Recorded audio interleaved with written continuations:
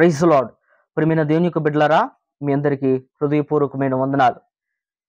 మీరు thumbnail-లో చూసినటువంటి విధంగా బైబిల్‌లో మీరెప్పుడు వినని కొత్త నిజమైన సంగతులను, బైబిల్‌లో మీరు ఇప్పటివరకు ఎక్కడ వినని ఒక నిజమైన సంఘటనలను, అనేకమైన ఫ్యాక్ట్స్ బైబిల్‌లో నుంచి ఈరోజు మీరు చూడబోతున్నారు. ఫ్యాక్ట్ నెంబర్ 1, బైబిల్‌లో మొట్టమొదటిగా బైబిల్‌ని టాప్ బిబిలియా అనే పదంతో బైబిల్‌ని ప్రస్తావించడం జరిగింది. 150వ క్రీస్తు శకం 2వ క్లేమంతు కేవి వర్షన్‌లో దీన్ని ప్రస్తావించడం జరిగింది. ఫ్యాక్ట్ నెంబర్ 2, బైబిల్ అనే పదం ఆంగ్ల పదానికి చెందినటువంటిది. ఈ యొక్క ఆంగ్లం అనేది పదం బిబ్లోస్ అనేటువంటి పదం నుంచి వచ్చింది. ఈ బిబ్లోస్ అనే పదం గ్రీకు భాషకు చెందినటువంటిది. అసలు బైబిల్ అనే పదాన్ని ఎలా వచ్చిందనే గనక మనం గమనించినట్లయితే, బైబిల్ మొట్టమొదటగా పైపరస్ అనేటువంటి మొక్కను, దాని యొక్క బెరడును ఉపయోగించి ఈ యొక్క బైబిల్‌ని రాసేవారు. కనుక దీనికి ఈ విధంగా పైపరస్ దాన్ని బిబ్లోస్ అని ఈ విధంగా దాన్ని పలుకుతూ ఉండటానికి కారణం చేత ఈ బైబిల్ ట్రాన్స్లేషన్ గ్రీకులో నుంచి ఆంగ్లానికి ట్రాన్స్లేషన్ అవటం కారణం చేత బిబ్లోస్ అనేది బైబిల్‌గా మారటం జరిగింది. నెంబర్ 3, బైబిల్ అనేది 1600 సంవత్సరాలు చరిత్ర కలిగినటువంటి పరిశుద్ధ గ్రంథం. దీన్ని 40 మంది ప్రవక్తల చేత దేవుడు పరిశుద్ధాత్మ ప్రేరేపణ ద్వారా బైబిల్‌ని రచించడం జరిగింది. దీంట్లో మనం గనక చూసుకున్నట్లయితే భక్తులు వివిధ దేశాలకు చెందినటువంటి వ్యక్తులు కొంతమంది ఉన్నారు. ఆ దేశాల పేర్లు గనక మనం చూసినట్లయితే సిరియా దేశం, అరేబియా, గ్రీకు, ఇటలీ, పాలస్తీన్ అటువంటి దేశాలకు చెందిన ప్రవక్తలు కొంతమంది ఉన్నారు. వీళ్ళతో పాటు ఇంకా కొంతమంది ప్రవక్తలు కలిసి వీరందరూ కూడా కలిసి ఒక పరిశుద్ధ గ్రంథాన్ని రచించడం జరిగింది. నెంబర్ 4, బైబిల్ అనేది వివిధ ప్రదేశాల్లో వివిధ వస్తువులను ఉపయోగించి రాయటం జరిగింది.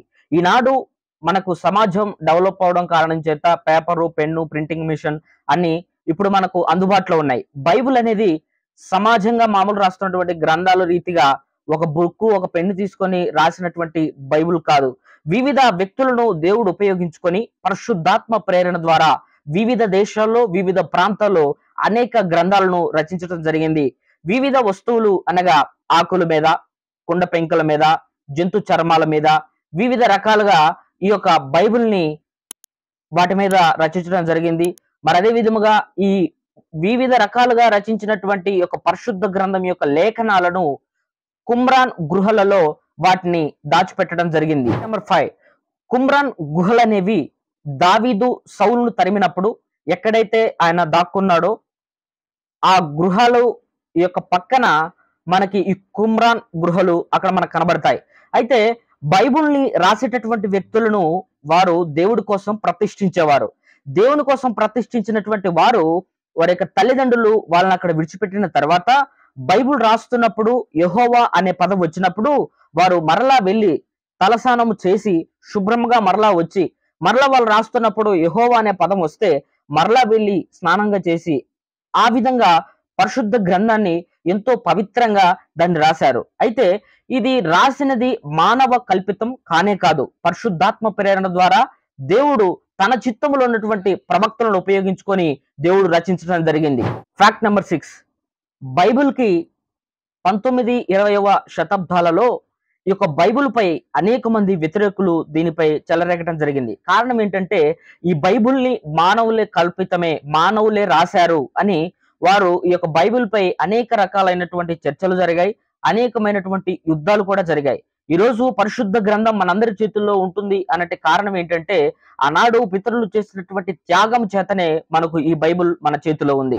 ఫ్యాక్ట్ నెంబర్ 7, బైబిల్ అనేది వివిధ భాషలతో మొదటగా బైబిల్ అనేది అరామిక్ భాషలో ప్రచురించడం జరిగింది. ఆ తరువాత గ్రీక్ భాషలోకి ట్రాన్స్లేషన్ అయింది. గ్రీక్ నుంచి ఆంగ్లంలోనికి ట్రాన్స్లేషన్ అయింది. ఆంగ్లంలో నుంచి తెలుగుకి ట్రాన్స్లేషన్ అయింది. అయితే ఈ యొక్క బైబిల్ మన చేతికి రావడానికంటే ముందు దీనికి ఒక గొప్ప చరిత్ర ఉన్నది. అదేంటంటే ఈ బైబిల్లో ఉన్నటువంటి గ్రంథాల క్రమం ఏదైతే ఉందో ఆదికాండము, నిర్గమకాండము, లేవియాకాండము, సంఖ్యాకాండము, ద్వితీయోపదేశ కాండము, సమూయేలు గ్రంథము, రాజుల గ్రంథము, యోబు గ్రంథము, సామెతలు ఇవన్నీ ఏవైతే ఉన్నాయో ఈ ఆర్డర్ ఏదైతే ఉందో ఈ ప్రకారంగా బైబిల్‌ను వారు రచించలేదు. అర్థమవుతుందానండి?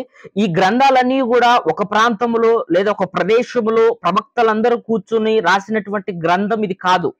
వివిధ వ్యక్తులను దేవుడు ఎంచుకొని వివిధ విదేశాలలో, వివిధ ప్రాంతాల్లో, వివిధ గృహాలలో, వివిధ వస్తువులను ఉపయోగించి దేవుడు పరిశుద్ధాత్మ ప్రేరణ ద్వారా ఈ గ్రంథాలను రచించడం జరిగింది. అయితే ఈ గ్రంథాలన్నీ కూడా ఉన్నటువంటి ఆర్డర్ ఏదైతే ఉందో ఈ ఆర్డర్ ప్రకారంగా అన్ని ఒకచోటే రచించినటువంటి గ్రంథాలు ఇది కాదు. ఫ్యాక్ట్ నెంబర్ 8, బైబిల్ అనేది వివిధ ఈ పుస్తకాలన్నీ కూడా బైబిల్ పరిశుద్ధ గ్రంథములో ఉన్న ఈ పుస్తకాలన్నీ కూడా చదివితే ఇవన్నీ కూడా వివిధ అలంకారములు రచించడం జరిగింది. వివిధ రకాలుగా అంటే పద్యకావ్య గ్రంథములో రచించడం జరిగింది, కీర్తనల గ్రంథంలో రచించడం జరిగింది, మరి అదేవిధంగా జ్ఞాన గ్రంథాలు, ఉపమానాలు, పత్రికలు, చరిత్రకు సంబంధించినటువంటి పుస్తకాలు, ఈ విధంగా కొన్ని విభాగాలుగా దీన్ని విభజించడం జరిగింది. ప్రాముఖ్యంగా ఈ బైబిల్ అంతటిని కూడా పాత నిబంధనని 5 విధాలుగా, క్రొత్త నిబంధనని 5 విభాగాలుగా విభజించవచ్చు. అయితే టోటల్ గా బైబిల్ మొత్తం ఈ యొక్క 66 పుస్తకాల ఈ గ్రంథాలు ఏవైతే ఉన్నాయో వీటన్నిటిని కూడా బైబిల్ స్కాలర్స్ విధాలుగా దీన్ని వివరించడం జరిగింది. ఫ్యాక్ట్ నెంబర్ 9, బైబిల్ అనేది వివిధ రకాలుగా ప్రచురించడం జరిగింది. నెంబర్ 1, ఆది కాండము నుండి ద్వితీయోపదేశ ఖండం వరకు పంజనాస్కరములు అని అంటారు. మరి అదే విధముగా యెహోషువ నుండి ఎస్తేర్ వరకు చరిత్ర గ్రంథాలు అంటారు. మరి యోబు నుంచి పరమగీతాల వరకు కావ్య గ్రంథాలు అంటారు. మరి అదే విధముగా యెషయా నుండి మలాకి వరకు ప్రవచన గ్రంథాలు అంటారు. మత్తయి నుండి యోహాను సువార్త, ఇవన్నీ కూడా సువార్త గ్రంథాలు అంటారు. మరి అదే విధముగా అపోస్తుల కార్యములు అనేది చరిత్ర గ్రంథం అంటారు. మరి అదే విధముగా రోమియోలకు రాసినటువంటి పత్రిక నుంచి యూదా పత్రిక వరకు పత్రికల గ్రంథాలు అంటారు. ప్రకటన గ్రంథం అనేది భవిష్యత్ కాల గ్రంథము అని దీన్ని పిలవడం జరుగుతుంది. ఫ్యాక్ట్ నెంబర్ 10, బైబిల్ అనేది ప్రపంచవ్యాప్తంగా ఎక్కువ మోతాదులో అమ్ముడుపోయినటువంటి బైబిల్ ఈ యొక్క పరిశుద్ధ గ్రంథం.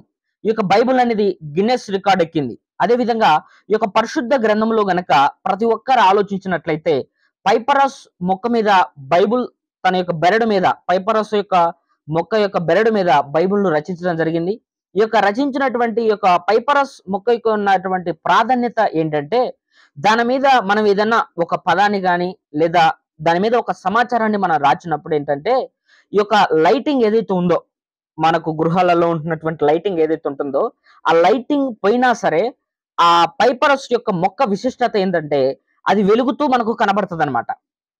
కాబట్టి ఆ పైపరస్ యొక్క మొక్క విశిష్టత ఈ విధంగా ఉంటుంది. ప్రైజ్ లార్డ్, ప్రియమైన దేవునికి బిడ్డలారా, చూశారు కదా ఇవన్నీ కూడా.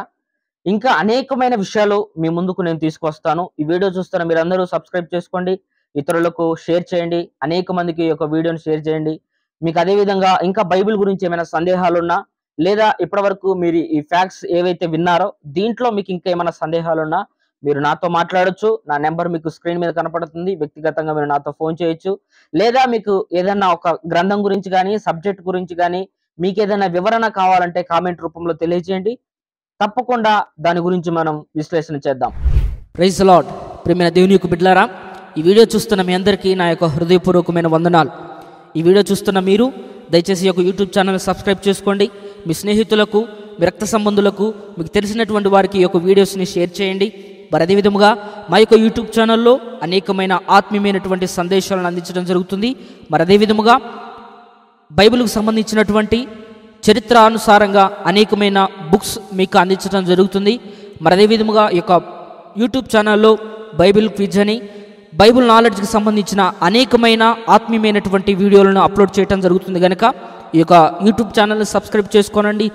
దేవుడు మనలను, మన కుటుంబాలను దీవించి ఆశీర్వదించునుగాక. Praise the lord.